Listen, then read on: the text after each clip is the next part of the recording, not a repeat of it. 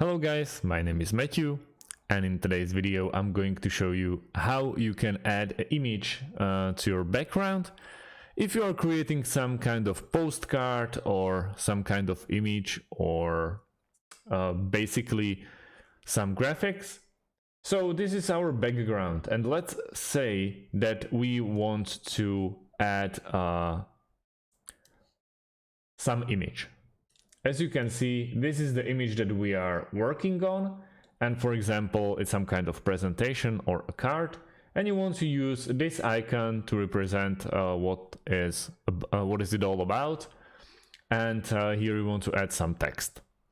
But as you can see, the background of this image doesn't match the color of our background. So what do we have to do?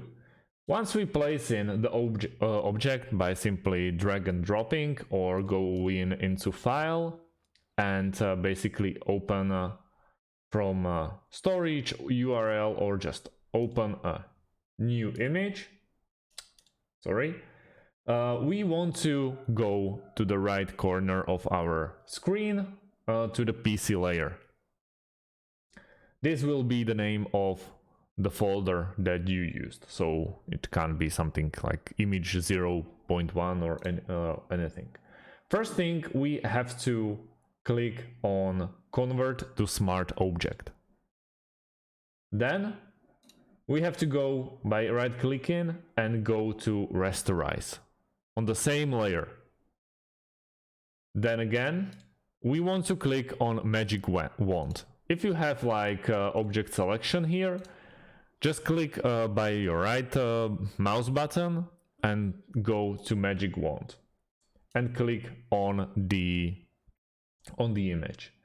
As you can see, right now we have everything squared in.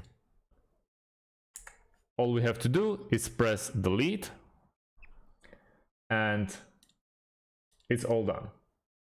Now you see this is not the right way, because we still have the basically the clear option in here.